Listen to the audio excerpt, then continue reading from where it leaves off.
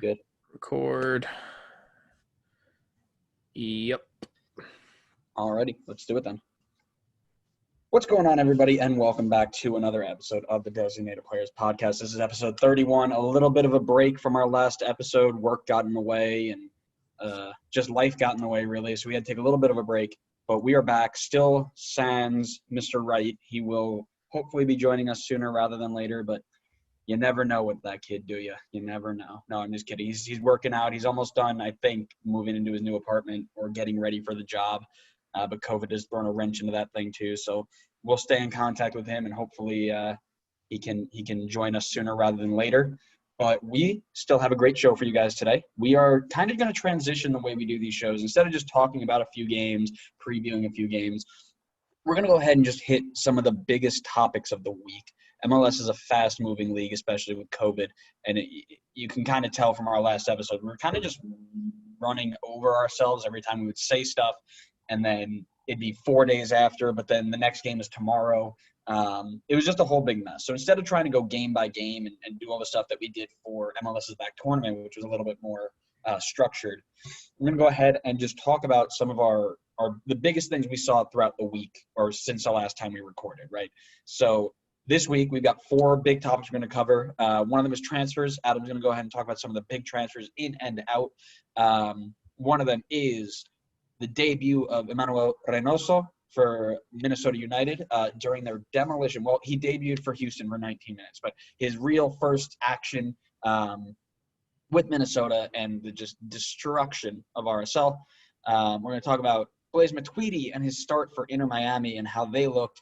And we are also going to talk about Armas Out at Red Bull.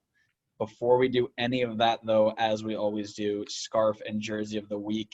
Adam, go right ahead and show us what you're rocking. Yeah. So keeping it somewhat within MLS, but not quite MLS. I've got the for Andrew can see. So I have I don't know how old this kid is. Probably that's super old. It's dating back. So this was the true Galactico era with Beckham, Ronaldo, I think Luis Figo, Roberto Carlos, black Real Madrid kit with DB on the back. Yeah, I'm trying to find out what year that was made. It's been a while. It looks like probably 2000. My guess would be 2007. 2006, maybe? Yeah, it's somewhere in there. 2006, 7? Yeah. Yeah, it looks like the same design. So Iker, Ramos, Cannavaro, Roberto Carlos, Diarra, Raul, Robinho, Van Nistelrooy, Diego Lopez. Is that the Diego Lopez, like when he was a kid? Was Cambiasso on that team yet? Gonzalo Higuain was. Mm-hmm. I don't see Cambiasso. I saw Cannavaro. Okay. But I don't see Cambiasso. Kika Casilla is there, now Leeds goalkeeper. Borja Valero, that's cool. Everybody's favorite Orlando City striker, Julio Baptista. And, just this guy, R9 Ronaldo. Yeah, he was okay. Yeah. Oh, and Beckham too. But I brought back out the Olympiacos because this is going to be a hodgepodge of super, super weird things because I have my second mystery kit that I didn't get to show off yet. It's upside down. Let me turn around. FC Copenhagen.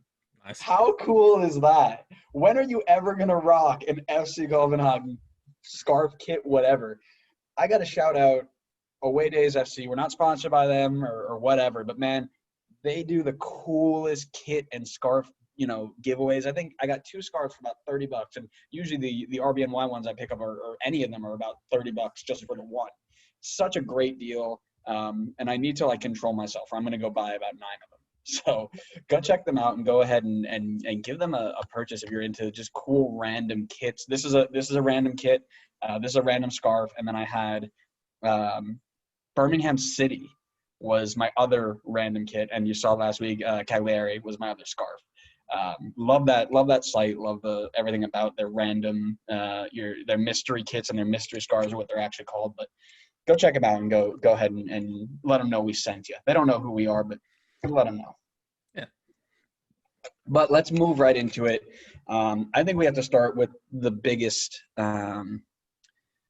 the biggest news from the week, which is Alex Mawil is a starter at Nashville, and he's finally getting the – no, I'm just kidding. Armas He cut his hair. I know. It's so upsetting. Alex, join the podcast, please. Armas is out of RBNY. This has been something that's been on the cards for a while.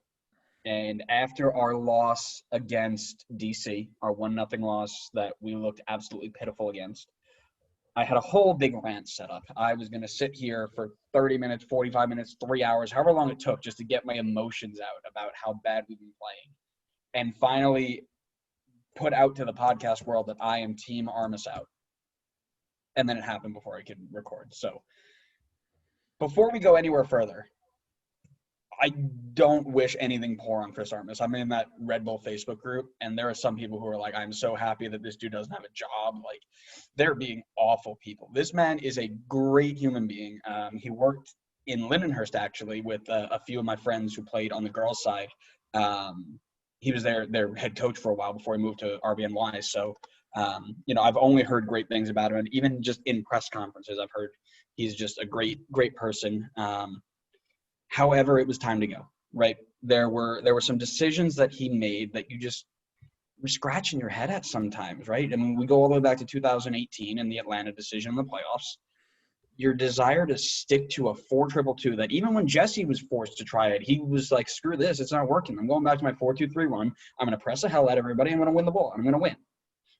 His desire to make changes and turn it into what the social media world called Armas ball. Right? Half the time I'm going to press the hell out of you. Half the time I'm going to sit back behind my own 30 and say, come get me. Like, pick a style and play it. And, yeah, it didn't work for him. And then you saw the way that he handled himself in the media, along the lines, his comment of, when I make good decisions, nobody says anything. When I make the bad decisions, everybody starts talking. But that's what you get as a head coach. That's what you sign up for.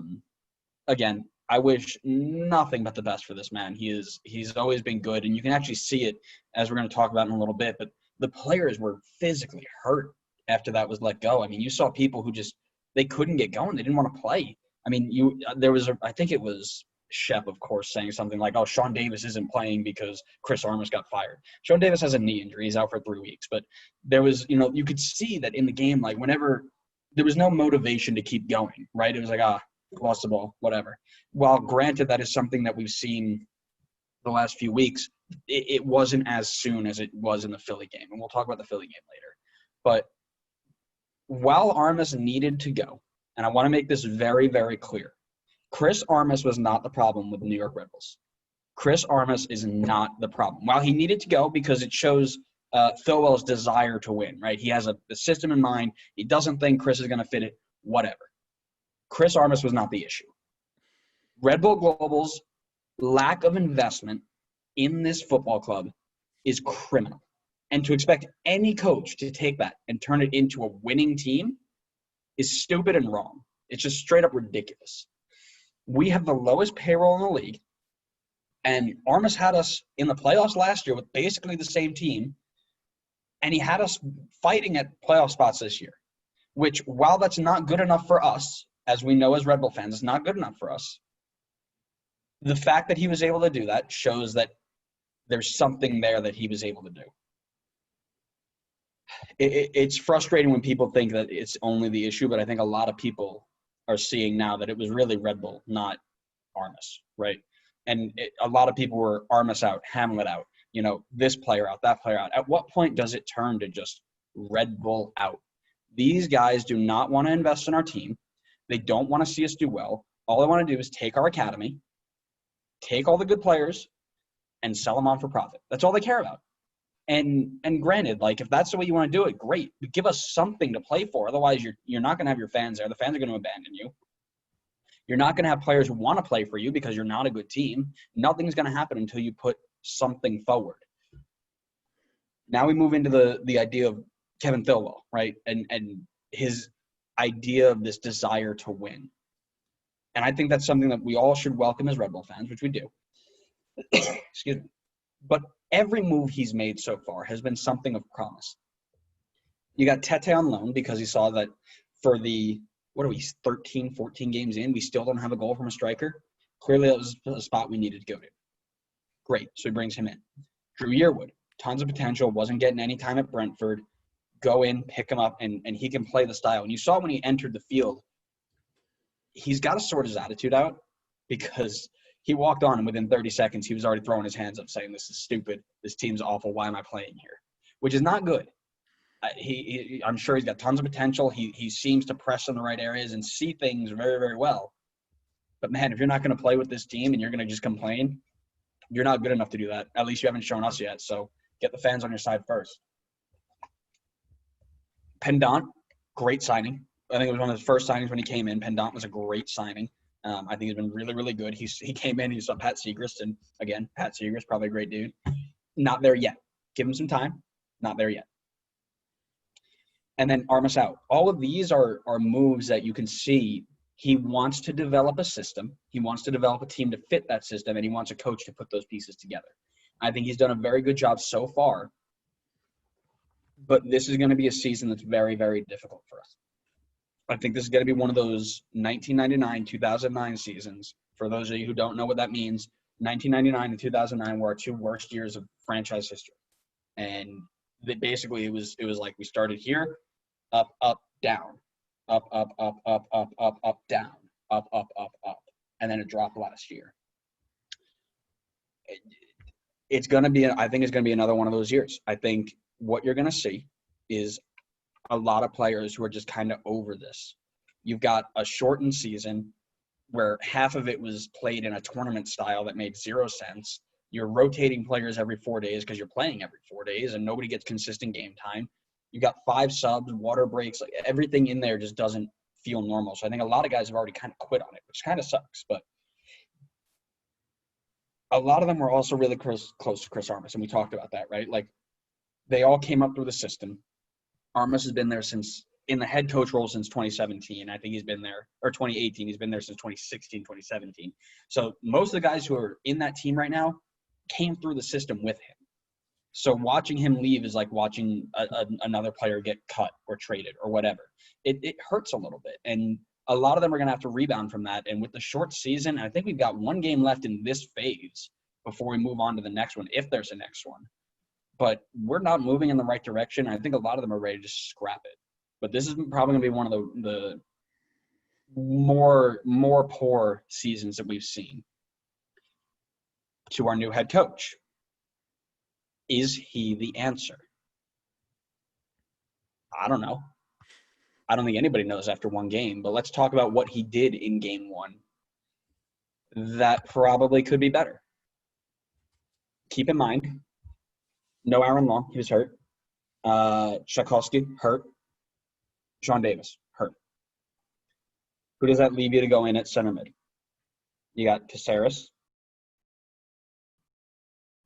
And then you're kind of filling spots, right? You got to fit a system that may or may not work. Florian Velo at center defensive mid is not your answer. That second or third goal, bless you. The second or third goal, I don't remember which one it was. Velo, it was like the 63rd minute or something. Velo was already gassed because he was doing up and down all day. He was out of position. And because he was out of position, Caceres was running back and forth trying to cover his ass. And they scored basically just breaking our team down. Not the right move. I'll let him off because after I looked at the report and the team that we had, didn't really have the numbers to play the way he wanted to play. So I'll let him off there. Where I can't let him off is taking Matthias Jorgensen off the bench for Tom Barlow and then putting on Brian White, who hasn't played in 6 games, instead of your new loanee Samuel Tete on the bench. We're down 3-0. We haven't won in anything. We haven't had a shot on goal in like 3 games. That's not a joke. That's a genuine stat. We have not had a shot on goal in at least last game and the game before that. I don't know if we had one in the last one either. Our forwards are god-awful. You've tried all 3 of them already. Why are we not taking the guy we don't know anything about and putting him on the field? Because we know Barlow can't do it. We know White can't do it. Or, well, when he did, but he was offside. And we know that Jorgensen, man, that doesn't even touch the ball. He was on for 20 minutes. I don't think he touched the ball once. They aren't good enough. And you've got somebody on loan from a European side that has been known to be at least semi-decent over there. And you're just leaving him on the bench. I don't know if he's not fit enough. I don't know if he doesn't fit the system. How unfit can you be to not play 10 minutes in a game? I can play 10 minutes in MLS level. Not really. But anybody who comes over, I don't care how unfit you are. It's 10 minutes. Check in, lay the ball off, and peel off. You're a striker. It's not that hard. Overall, he just couldn't get the team to play. And again, I'll talk about it. Right, a lot of the guys were still kind of shaken up about the news about Armas leaving. I think a lot of the guys were trying to back him and fight for him until the last few games. But the guys who played, they were still fighting while half of them weren't. I don't know. I don't know. I'm trying to make sense of something that maybe doesn't make sense. However, it's only one game. We'll give it some time. But the real question is he the answer? Thoughts? I have a lot of thoughts. So, and let me get an answer to that question first. Okay. Ask me again after the DC game. And the reason I say that is because and I'll use Miami, Orlando as an example. So granted, Miami, I'll put them in similar positions. So Miami's still getting used to how their coach wants them to play. They're still getting used to the league. And you can kind of tell that in the first couple games they were finding their feet. The Red Bulls are now in a similar situation. Granted, though, all those players are, for the most part, accustomed to the league. They've been playing, I don't know how many seasons together. But new coach, possibly new ideals, because what they were doing clearly wasn't working. And they have a few new pieces that you hope come in and fight for starting spots. I mean, like you said, Pendant has been, I think, the gold standard this year as far as their signings. Egbo's been okay from what I've seen. Not great, not poor. But I haven't seen a whole lot of him, so you would know more than I would. And then Jason Stroud's been okay. Hasn't done it for me. Yeah. So it'll be interesting. So bring it back. So Miami played Orlando their first game and lost. And said, okay, still getting used to the league, whatever. The next time they played Orlando, you could see there were improvements. Whatever they noticed in that first match, they clearly worked on in practice. Yes, they had a couple new signings, but you could tell that there was a game plan in place for that second match at Orlando, and they won. Now that they play DC again, because we seem to play the same three teams in a cycle. It's like a mini bubble all around the country. It's weird. But if it looks the same as that last DC game, granted it wasn't under this new coach, it was still under Chris Armas.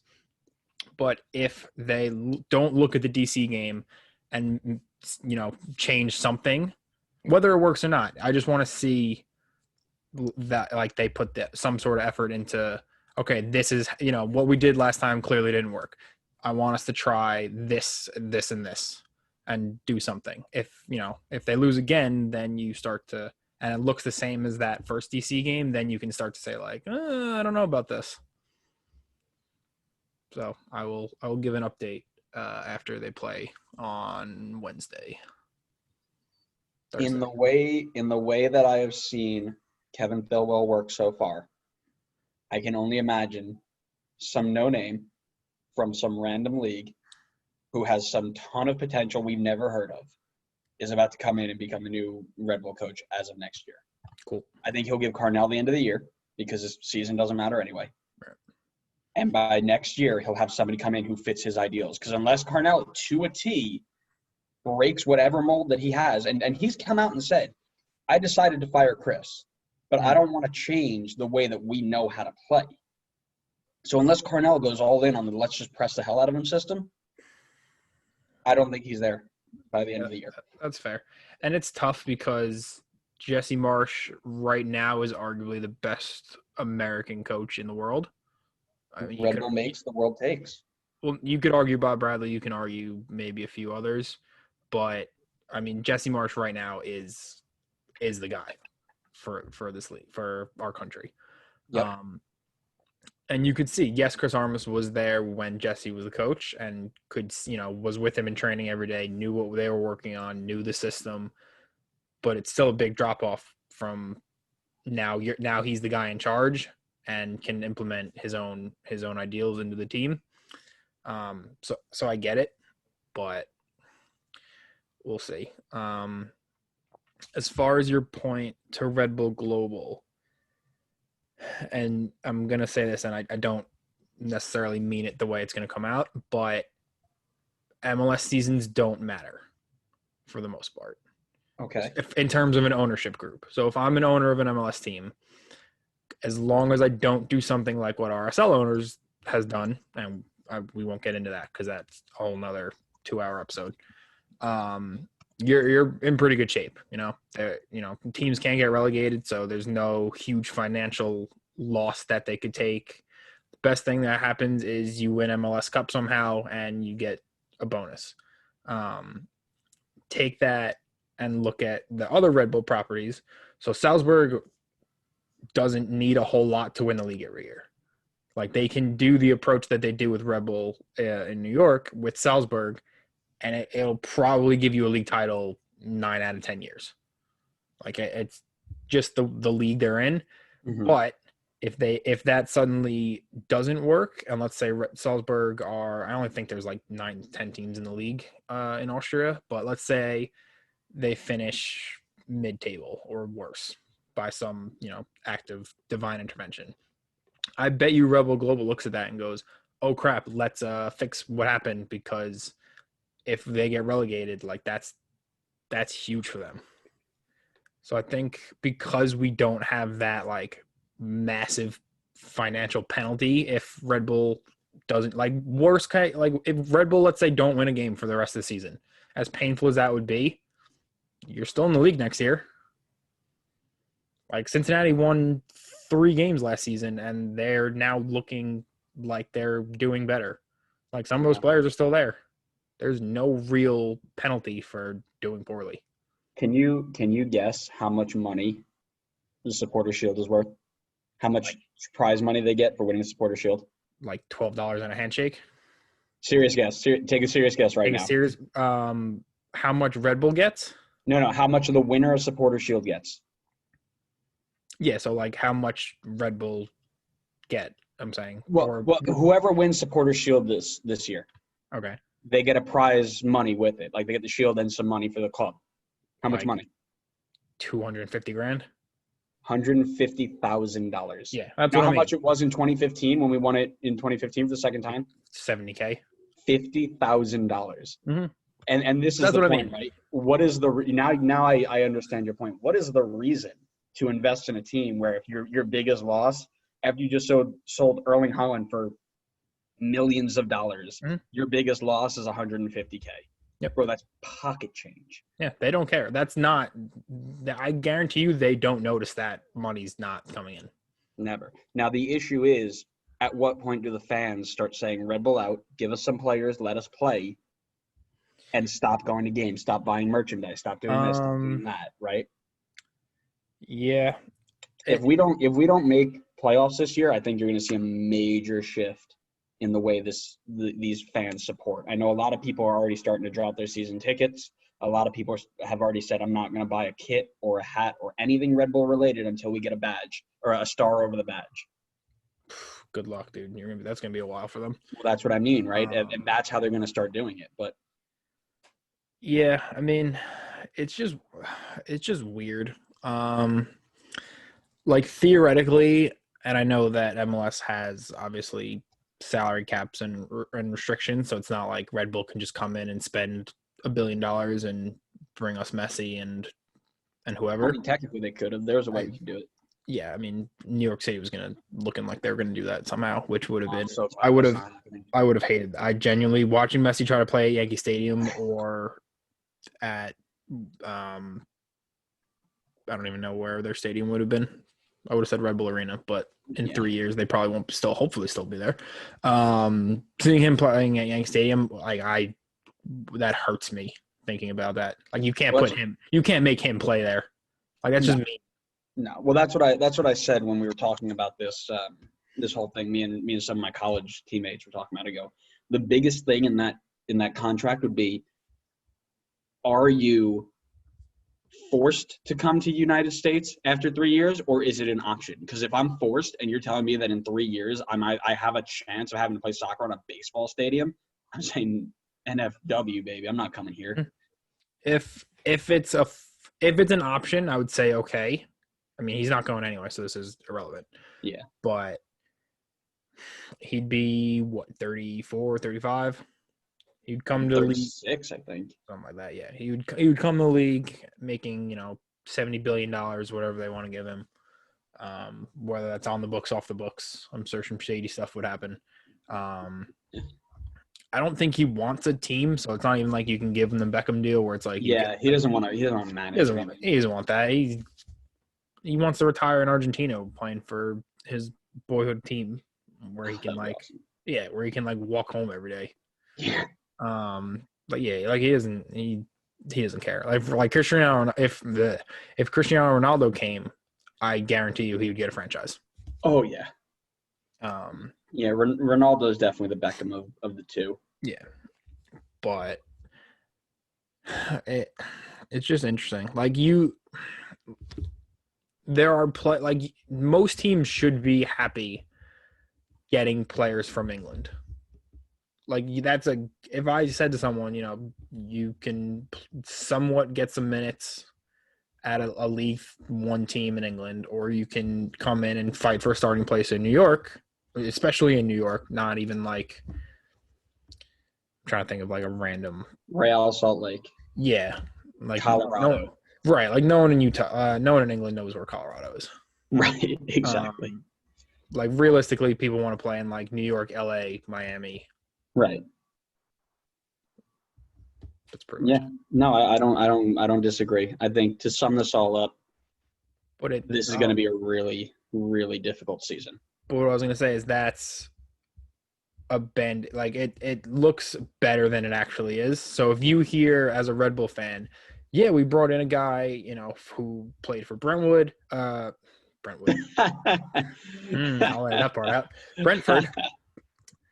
Someone who played for Brentford, who were fighting for Premier League promotion this season, only missed out by a game. You'd think, awesome, this guy's going to come in and score 20 goals. And, he still might. He's only come on for a game. But then you actually watch him and he doesn't do anything. And you're like, okay, well, we were promised, or you made it sound like this big dude was coming in, and that's not what we were given. And then I think you have the issues when people look more into it. Yeah. I just think this is going to be really tough. We're going to have to mettle through this season. This is going to be one of those seasons that we don't always get what we want. We just don't. And that's the reality of football. It's the reality of sport in general, right? You don't always get to be the child in the spotlight. That's just how it is. Mettle through this. Oh, excuse me. Mettle through it. Let Thilwell do his magic, because he's proven he can do it. Take the hit now so we can have greatness in the future. That's all I'm going to say. But in better news, we've got a really cool announcement about the podcast before we continue to move on to some transfer rumors. We were recently just listed as a top 30 MLS podcast by feedspot.com at number 16. So that's halfway in the list. That's pretty good. Mid-table.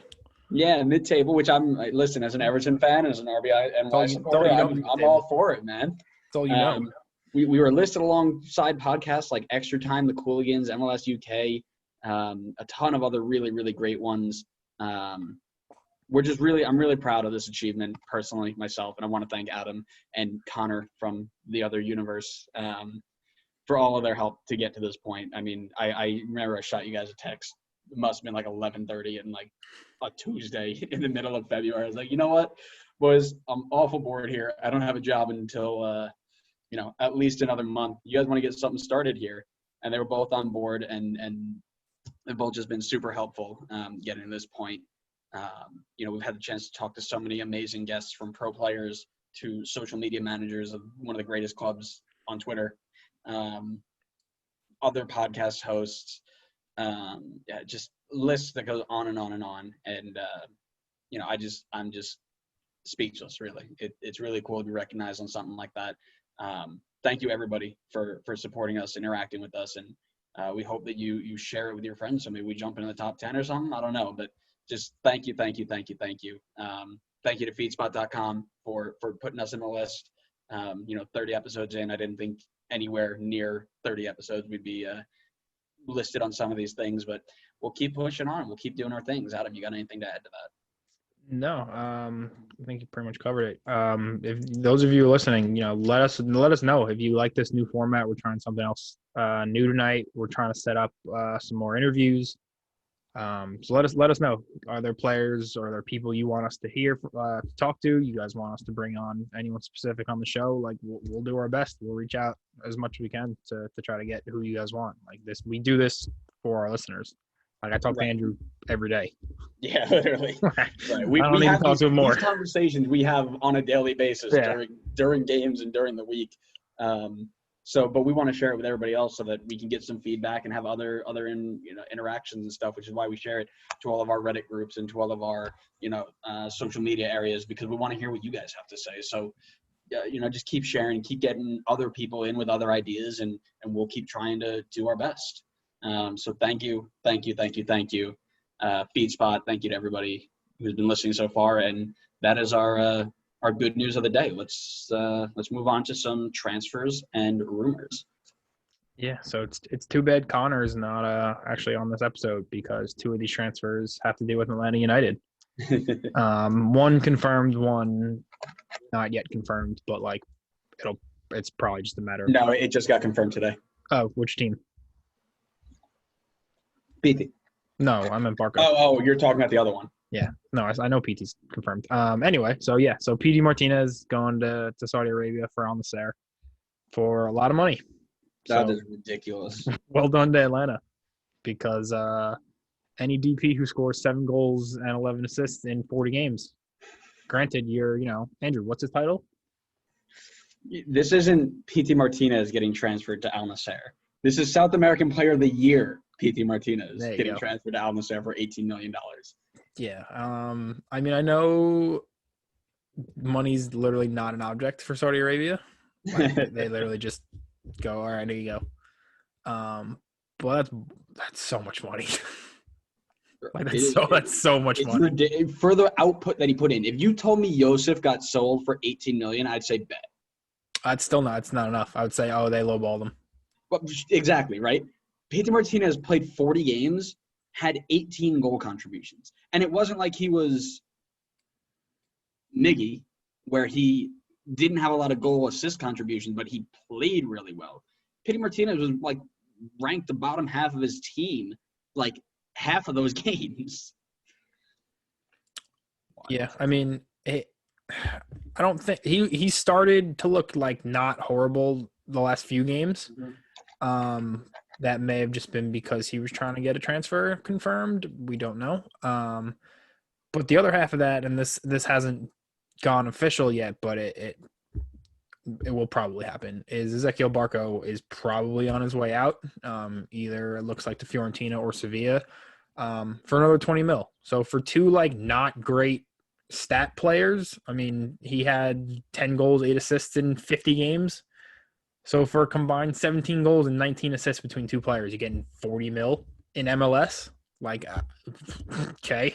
And that kind of goes to show you. You build 3 Red Bull Rockers with that. That goes to show you what the league is shifting towards, right? It used to be we would buy players on freeze for stupid amount of wage budget and let them retire here. We've now switched and said, hey, we're going to beat you, and we're going to have all these attractive markets and make a name for ourselves as a selling league. Bring in these players for 15 mil, and what was Barco? Barco was probably another 8, and try and develop them and show them off and sell them for profit. And the thing is, you get them so young, Ezequiel Barco, for example here, where even if you put in 18 goal contributions in 50 games, he still has the potential tag on him, and you can sell him for a ton because you know that, he didn't play so well because he was hurt for a bunch of times. It took him time to get in and out, and he didn't have Yosef to play off of for, 8, 9, 15 games a season, whatever. You can play that switch, and that credit to Atlanta. I don't like them, but they do it really, really well. They can find the right players, bring them to an attractive market with 70,000 people watching them, and get them to buy in, ball out for a year, and then sell them on. They're gonna be the Ajax of this league at some point. Yeah, and I feel bad for Yosef. He's gonna. I tweeted a semi-sarcastic thing the other day from the podcast account that said he's gonna come back in his team when he's healthy and back to playing, and he's gonna look around and go, "Where the hell did everybody go?" Granted that Jurgen Damm and who's the other one? Eric Torres. Mm-hmm. Yeah. Cool. Yeah. So granted they brought in attacking talent to kind of offset this, but now they have one minimum at maybe 2 DP slots open and a lot of money to spend. So what I will say is I won't say Cubo Torres is an attacking addition. Cubo Torres was absolutely atrocious the last 2 games, but You're right. There are other people around there, but how are they going to fit that mold of whoever they decide to bring in as their coach, right? They had Tata Martino, then they brought in Frank de Boer, right? They're a big name coach. Big name. Doesn't matter if they fit the system or not. Big name. Right. So let's see what they bring in. Yeah, I think once Barco leaves, it'll be usually teams we say cycle through 3 years. This would be the third for Atlanta. I think it's kind of Miggy's gone, Petey's gone, Barco's gone. That core of that ridiculous team when they enter the league is now kind of being phased out. Whether or not the team that's now there can replicate that success, we shall see. I mean, they have George Bello, so anything's possible. Yeah, like I said, it's not like they're dropping off and rebuilding. I know a lot of people use the term rebuilding for Atlanta United. I don't think they're rebuilding at all. No, they're still. They need to fill some spots, right? I think Jeff Loreno is a step or two past his prime, but they're not rebuilding. Red Bull are rebuilding, hopefully, but Atlanta United are not rebuilding. Yeah, my hope for them is they split the 2 DP spots, so they bring in a DP attacker, so whether that's another striker or some sort of winger, and then a center mid. Because holding or attacking? If they're gonna insist on playing a 3-4-3, then a center, like a holding, a 6-8. Yeah, if they want to switch it up, then you can bring in a 10, I guess. But Mo Adams and Jeff as a 2-man midfield does not work. I think Mo Adams has potential, but playing. I like Mo Adams, do it. But I like Mo Adams too. Not in a 2-man midfield. I think if they go to it like a 3-5-2, 100%. Yeah, he needs more around him. He doesn't have the range that Nagby used. I think they brought him in to be a straight swap for Nagby, and I don't think he's fitted. Right. Story time for another day, right? Yes. Couple short ones. So Christian McCoon got loaned out to Fort Lauderdale. Not a huge one. He only played 10 minutes this season, but at 20 years old, they can loan him back to Inter Miami whenever they want, apparently. So it is whatever. He was not going to get minutes over a Lewis Morgan or Carranza. So is what it is. This is a guy who was playing for Juventus's B team.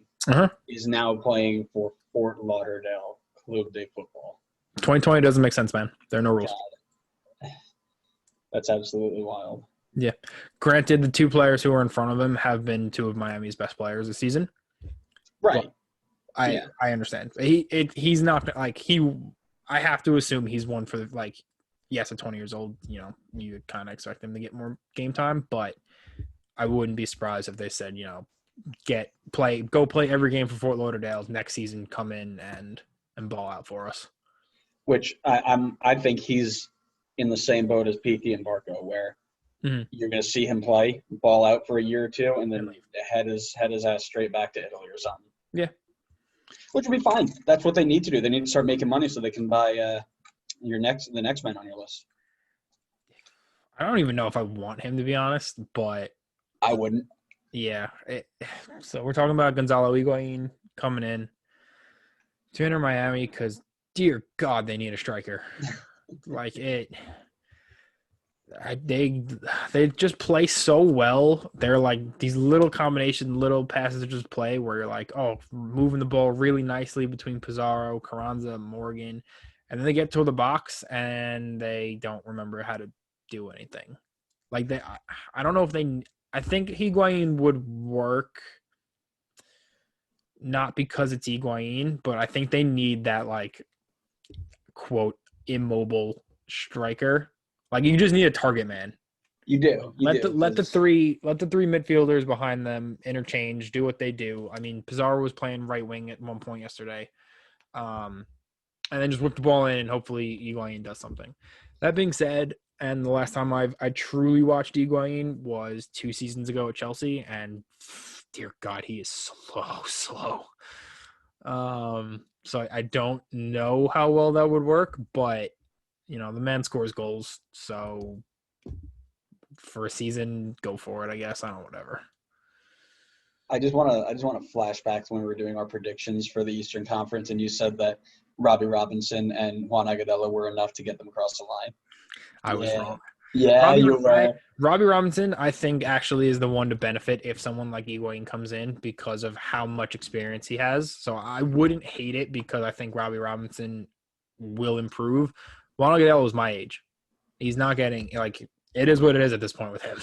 Are you saying you can't improve and get yourself a trial at Inter Miami? Is that what you're telling me? As much as I would love to, Max Ramos, if you want to help us with that, I'll give you my number. We can set up a trial for me. I'll get back in shape.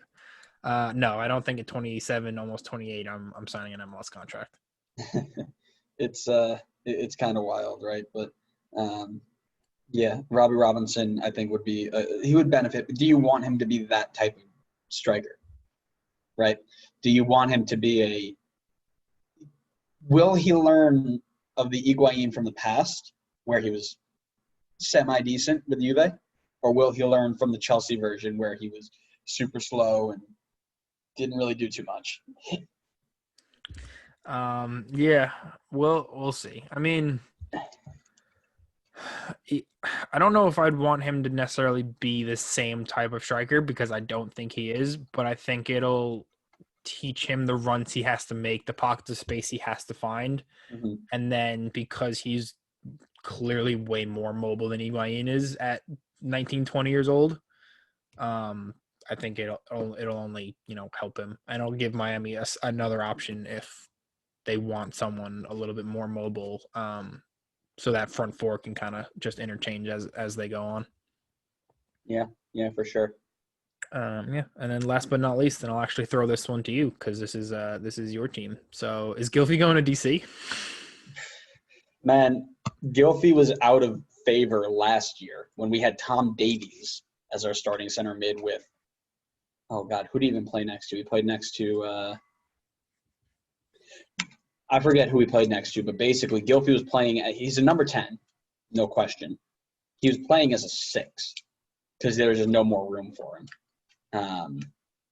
And with James and Allen and soon to be Decore, that midfield just got 800 times better. And Gylfi's good, but he's not that good. I think they'll give him an ultimatum, say, hey, I'll send you to USA right now. Go for it.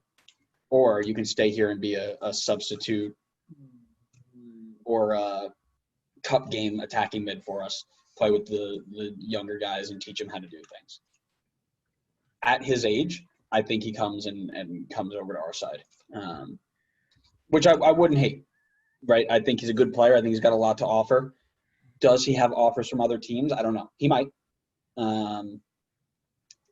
I just think that if he came here, he would immediately he'd be Wayne Rooney caliber at DC United. Not by name, but by performance. I think he would do everything right And I would hope, at least, if they put the right players around him. I think what they're missing is that attacking midfielder to pull the strings. And Higuain's good, but he's too old to do it day in and day out. Put Gressel on one side, you put Mora on the other, you put Kamara up top. You can interchange a whole bunch of different players in there to get what you want. Paul Ariolo will come back after his injury, and you'll have a lot to work for him. And the defending at MLS is not the defending in the Premier League, so he'll be able to pick a few spots that will be very, very simple to him. So I would love to see him come. Would I love to see him come for DC? No. But I would love to see him come and see what he could do here, because he's not a bad player.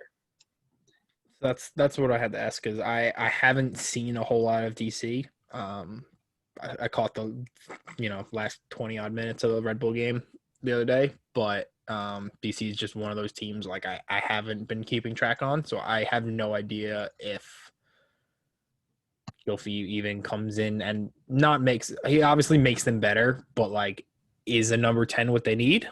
I have no, like, I'm genuinely asking, like, I don't know. I would say they do. But as we know, Benny Ball has no limits, and we could be seeing him as a right wing back at some point. I mean, I saw Julian Gressel was finally playing right back the other day, so that was good. I wonder if we'd be letting him go on a free. I don't know. As an Everton. I think he has one more year.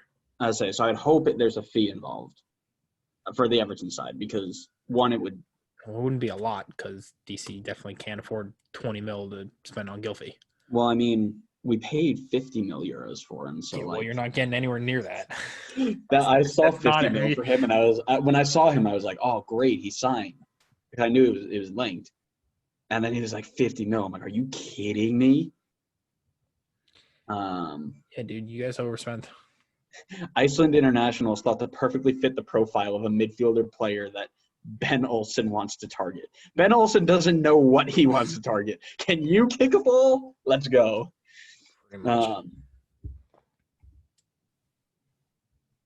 reading this article that was posted about 18 hours ago. Pablo Maurer posted it for The Athletic, and it might not be this window. It might be hey, when you're out of contract, how about you come this way? That's what if I'm DC United, that's where I go. That's how I do it. I say I'll swallow the end of this season, because this season, as we mentioned, doesn't mean anything. Mm-hmm. So at the end of next season, we'll get by if I can convince the board that give me one more year of Benny Ball, and I will get you a midfielder of fantastic quality.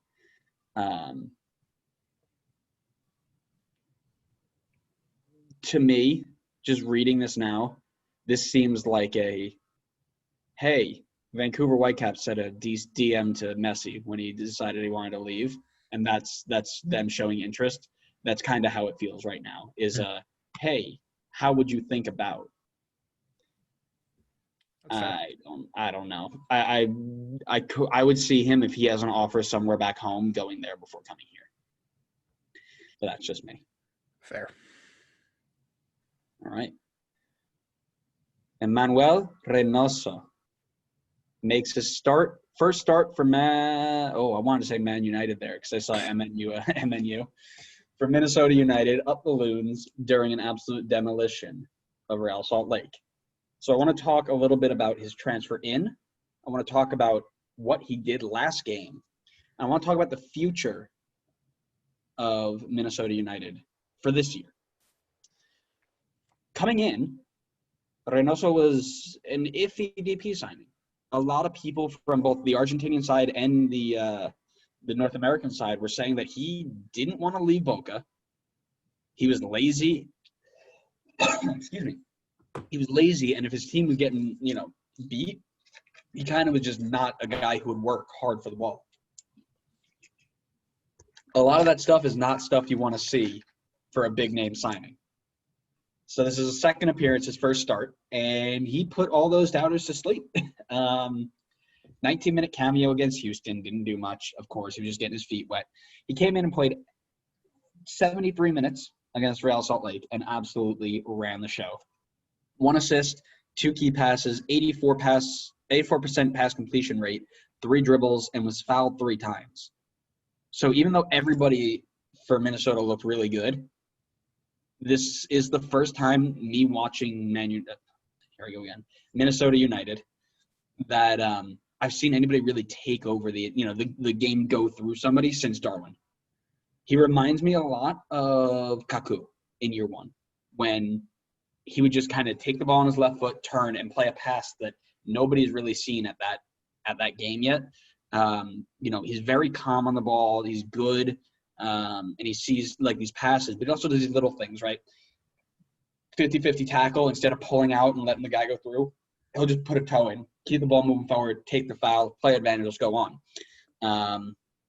He'll take the ball under pressure, hit a full field switch, release the pressure, and go and relieve everything. Things we haven't seen from Minnesota in a while, and I loved it. I really, really loved it. I thought it was very, very good. Lots of fun to watch, and you could see a lot of people move towards him. He opened up space just by existing because they knew what he could do on the ball, so they thought too much about him. And that opened up space for Molino, that opened up space for Ludd, that opened up space for Gasper, that opened up space for all these players who could do all this stuff. That and the fact that Neta Manua was playing for RSL again. No, I'm just kidding. He wasn't actually that bad, but they played Justin Glad at right back. The RSL are a mess. But I just hope he's not Kaku 2.0 and he doesn't fall off the face of the earth after 1 year. But, Minnesota ran rampant over RSL. But my biggest question is, what are they going to do to address the garbage back line that they have? And I know you're looking at me like, oh, they don't act. Let me talk about something. I got you. They don't, but this year they do. So let me tell you why. Since MLS is back, the tournament, it's like a movie title, MLS is back, the tournament. Yeah. They have conceded 3 goals in 4 games, at least 3 goals in 4 separate games, 2 goals in a 5th game, and then they had the shutout last week. What? This is a team that had, and I'm going to use had as our past tense here, had a defending defender of the year, the reigning defending of the year, and one of the best goalkeepers in the league.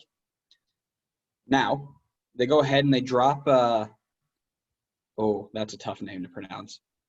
Ranjit Singh. Yeah. We'll go with that. And started Dwayne St. Clair for his first start ever. I have put out multiple tweets talking about how poor Ranjit Singh has been. He can't kick the ball. He has no command of his area. He is the exact opposite of everything you want to see in a goalkeeper.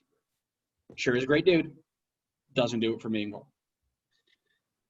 Dwayne St. Clair comes in, first start ever. Needs to make 4 saves all night. And I watched the highlights of this because I didn't see the beginning of the first half, so I was watching Red Bull get destroyed. First one is a roller right to him.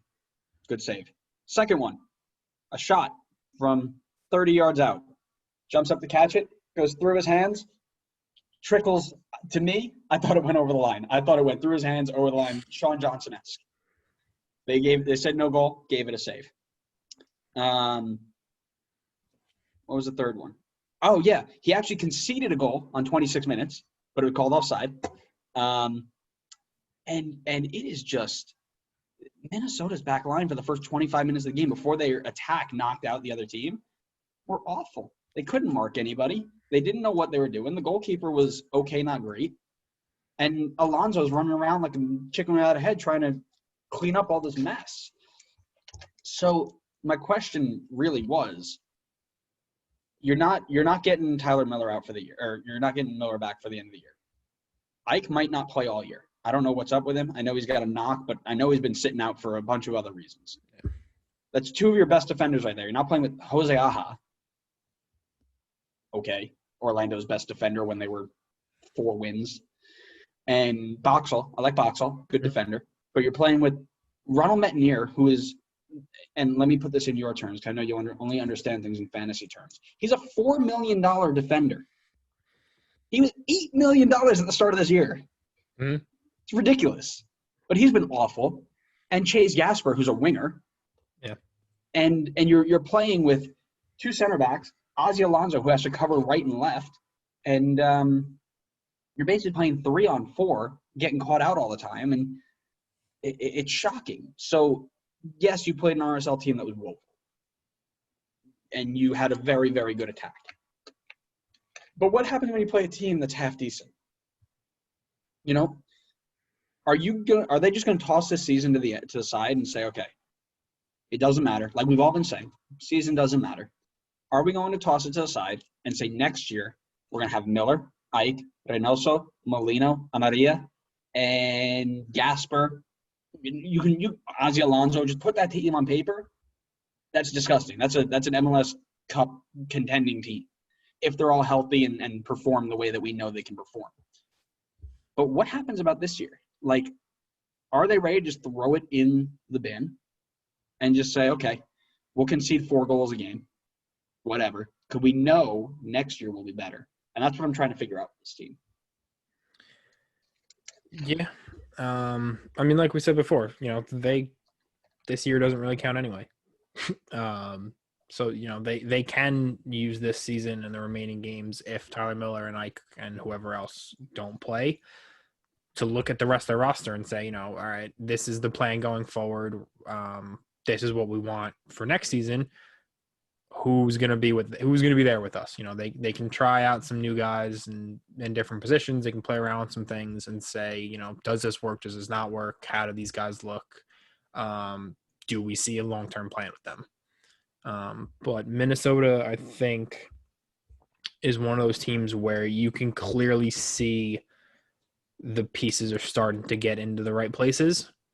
It's just going to be when do all those pieces come in together? So next season, let's say, does Tyler Miller stay healthy? Does Ike, if assuming COVID's no longer a thing, come back and be as good as he was? So I agree. I think Minnesota, assuming they can, get those 1 or 2 pieces back in, will be very good.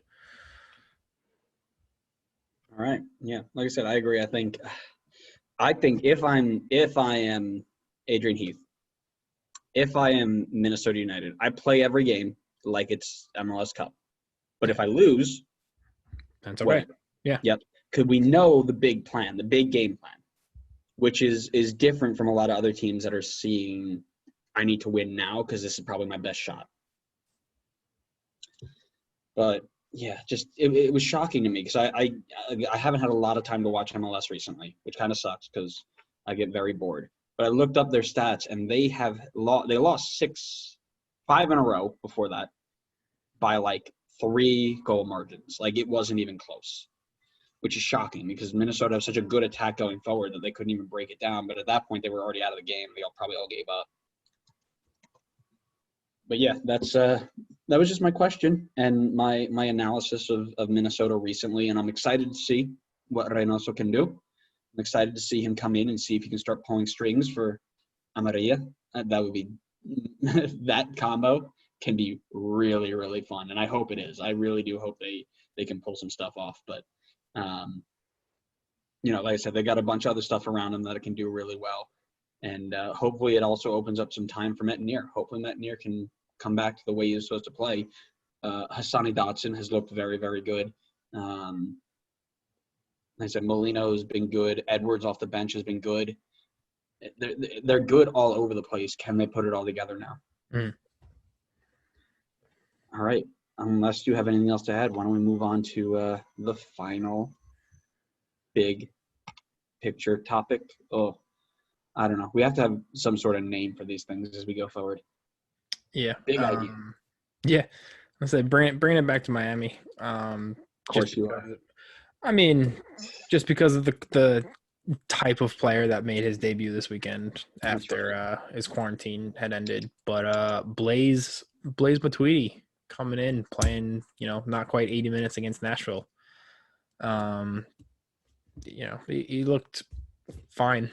Wasn't, he didn't come in and set the game on fire, but did what he had to do, which is kind of what we've said when he signed. He's going to be that guy to just maintain possession, spray the ball around the field, I think I don't remember how many passes he had, but I think he only misplaced like 2 of them the entire game. At one point, I know at one point going into halftime, I think he was like 23 for 24. Like that's what he did. He's there to keep possession, to break up play, and to just spray the ball wherever he wants because he is very good at this game. You could tell he was not quite. I think of Pirlo when I think of that player who just sits deep and is so far more intelligent than everyone around him put together that he is just he's not sprinting around the field, but he is just in the right place every single time. And then we'll do the easy thing and make it look easy. That's kind of what looks like his role is going to be. He's still getting used to playing with his teammates, but I think once he gets settled, and if Miami bring in a big name like an Higuain or whoever, that Matuidi Pizarro ex-striker spine of the team is going to be pretty nice. Well, this is, and the way I'm going to label him, because I watched a little bit of it, I just couldn't stop watching Alex Muyl. I don't know why. He gravitated right now. I didn't watch a lot of it. I was watching Seattle for the most part because the way I tried to watch the Miami game, it just didn't work. Like it was a funky size, and I couldn't pull it up the right way. Yeah, there was a weather delay for like an hour. Yeah, it just looked really bad. But Matuidi is going to be the least flashy big name signing since probably Pirlo. You are going to notice him 3% of the game. He will not touch the ball. He will not do anything except make a tackle if he has to, and spray the ball. And then the second it's off his foot, he won't touch it again until the ball comes back down. And does he have something in his locker to circumvent that? Probably.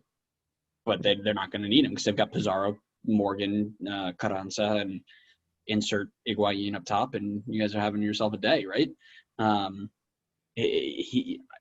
You're not going to get the flashy young DP South American out of him. You're going to get good, consistent play. And I think it's a great signing by Beckham because he knows what he needs. He didn't get sucked into the, oh, man, we gotta sign somebody with all this money so that we can draw fans, and we need somebody to win games. That's how you make money here. You need to win games. LGP, great signing. The rest of that back line is decent. Yeah. Or more decent. LGP, I cannot say enough how big of an impact LGP is coming. Like, they look night and day with him in there. Oh, yeah. And you knew that was going to happen. Yeah. Which is why nobody really stressed. Now, the issue is, you got to score a freaking goal, man. Dude, it's painful. Like, watch some of their highlights and try to catch I think they play Atlanta next. Dude, yeah. Dude, their game plan is pass the ball around the box and then cross it from either side and hope something happens. Occasionally, like, there's no game plan when they get in the box. Well, from what I was reading, because everybody's already calling for Alonso out. No, that's dumb, but okay. That's silly. I'm aware, but I've seen a lot of it, and a lot of people were saying we were promised this high-level attacking football, and you bring in a guy who's known for his defensive abilities. Mm-hmm. Okay, so how do we fix that is the question, right? So, what are they going to do? And I think I don't think Higuain's the answer. I'm hoping that it's somebody else. Suarez is off the table. Is Cavani still around? Or no, Cavani's off too, isn't he? Cavani's not coming. I've seen the two big ones right now are Higuain and Falcao. Falcao, I don't want. Falcao just because of the amount of Colombians in Miami. But I think I would probably actually rather Falcao than Higuain because he's a little quicker and a little bit more mobile. But I'm trying. I don't think I'd like to see Pizarro with a target striker, a true target striker, to run in behind him, do a little combo play. I'd like to see that. So that's why I think Higuain will work if he comes in. Because that's literally all we need him to do is stand inside the box on a defender and just lay the ball off or win headers. Yeah, That's which he can do. literally that's his job, which he's good at. I saw a really funny tweet that was something like, man, this Higuain rumor is wild. It was like a Miami fan account or something. It's like I got half the people on my mentions saying that Higuain is going to be the best player in the league, and I got the other half of them is he fat and washed up and he's got nothing left. Man, I love MLS or something like that. And I'm like, that's peak MLS, right? You've got people who only know him through FIFA and memes who are saying this guy's washed up, he's got nothing left. And you got people who actually can watch it and be like, listen, he's got something about him. You just got to put him in the right system. So talent-wise, Blaise Matuidi is probably the best player in the league right now. Just on pure talent, just on obviously what he's achieved in his career. I don't think there's anyone remotely close to him. But I don't think he'll probably make it into an MLS All-Star team just because of who he is. By his name, yeah. Right. But I don't think if I showed you his end of the year stats and didn't tell you it was Blaise Matuidi and I put, let's say, Omir Fernandez, I don't know, some other center midfielder that plays the same position, and I said pick the who's who, you would probably not be able to tell me that was Blaise Matuidi. Like, I don't think he's gonna make those headlines on how he plays unless you actually watch him and see that he's doing the not flashy stuff for them. I think if you compare him to an Ozzy Alonso, a Diego Chara, you will see very similar stats. Yeah. Maybe less in the defensive end, but the passing percentage will be there. Yeah. Think Atuesta. Think Atuesta at LAFC. Think Remedy at Atlanta. Yeah. Think those types of players. I think he'll fit in more with. Yeah. But yeah, that's my thoughts. I'm excited to see what else he can bring, and I'm excited to see what he can do against more than just 6 teams in the league, and hopefully we can open up sometime soon.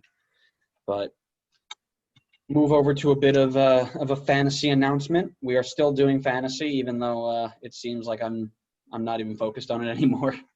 I had a decent week. I think I ended with like 88 points, 89 points. I got screwed because I captained Pete because he was going up against Cincinnati, I think.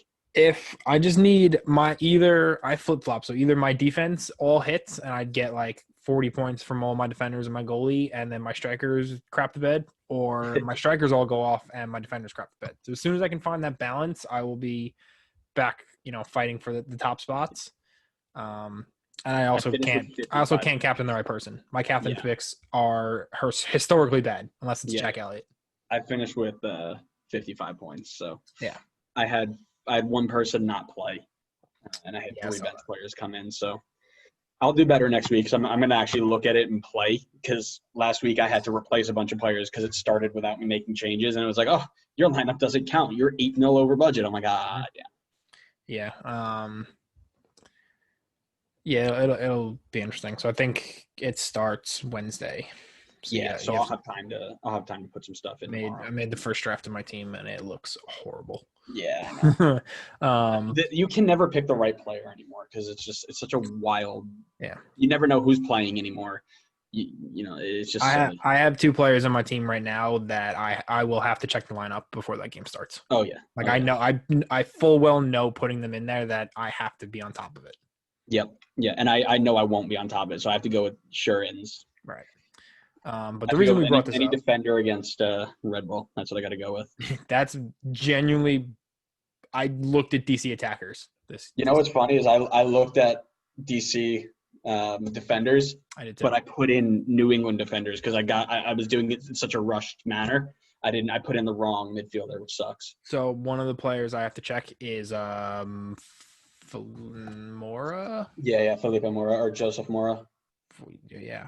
Which one, DC or Portland? DC. Yeah, it's Joseph. Yeah. Because he's 4 mil, and I think 2 of their defenders are hurt, so he could be a sneaky little clean sheet because the Red Bulls can't score to save their lives. Little switcheroo there. Yeah. I have him in a starting lineup, but that will probably because I think I have a bunch of Houston players. Who was our top scorer? We don't know. His team name was Flamingo FC, so Oh, so he's automatically a winner. Yeah, he automatically wins the prize. Not that there's what is our prize? Well, we got time. We'll figure it out DP pod scarf if we can get them. Oh, we should. And he's a United Loon supporter. God. Yeah. I don't know who you are, Flamingo FC, but if you're listening, and we can try and shout you out, or we'll shoot a tweet out to Forward Madison, see if they can help identify you, because you, sir, are a fan favorite already. Yes. So, 123 points this week, did very well. Is currently top 3 in our league, I believe, top 5. Yeah, he's up there. He's doing very well for himself. I think I'm like 20th, so hot on his tail. Quintero's a midfielder in this? Oh my god! Yes. Wow, he destroyed this game. He was the first player in my team this week. Yeah. But yeah. So we will try to find you and shout you out next time. Flamingo FC. All right, before we leave, we're not going to preview it. We're not going to highlight anything. We're just going to list it. Game of the week right now. Do you have one, or do you need time to look? I don't want to say Miami again, so give me a second. All right, I'll go first. This one is my bread and butter, because I love this fixture. It's always got something good about it, and I'm not going to go with the Red Bull fixture because there's nothing good about watching Red Bull anymore. Montreal versus Toronto, round like 900 scenes in the last 3 weeks. I can't wait for this fixture. It's one of my favorites. It always is. Make sure you're keeping a lookout for a quick little Montreal dub to all my Montreal boys out there. We need a 4th Canadian team just so the 4 of them can battle it out, because so Vancouver can also be less, or can be more relevant than another team. Yeah. Hey man, they beat Toronto last week. They did beat Toronto, and a certain left back has the most assists in the league so far. All right, relax yourself. The most assists for a defender. Well, still counts. I know which game I wanted. So it's not until Sunday night, but first place in the West versus third place in the West. Kansas City, San Jose. No, Kansas City, Minnesota. Oh, that'll be a good game. Yeah, that'll be. I'm excited. That's another MLS is back tournament fixture. Yeah. Kansas City, I don't feel like has been doing that well, but still top of the West. They're getting results. That's all that matters. Yeah, that's the issue. That's the thing is, how long can they continue to do that? But that'll be the game Sunday night that I'm definitely gonna watch, because the other 2 start at 11 p.m. and I can't stay up that late anymore. No, I am not trying to stay up till 1 a.m. to watch this game. I am too old, man. I'm too old. All right, that's it. It would be LAFC Portland if I were to watch one of the games, but I can't be bothered. Montreal, Toronto, Sporting KC, Minnesota. Make sure you're watching those games this week. Guys, thank you so much for making it this far to the episode. If you got it this far, tweet us Fulmingo. Shoot us a hashtag Fulmingo that you made it this far. Let us know. Follow us on all of our social media, Facebook, Twitter, Instagram, YouTube. We will be back posting things. Our break is over. We are ready to go. So make sure you're following us on all of our social media to get updates on when we are posting clips and things like that. Make sure you're following us on all forms of wherever you get your podcasts so you can see whenever we go live. Anything else you want to say, Adam? Nope. All right, guys. Thanks again for making it this far. This has been another episode of Designated Players Podcast, and we'll see you next time. See ya.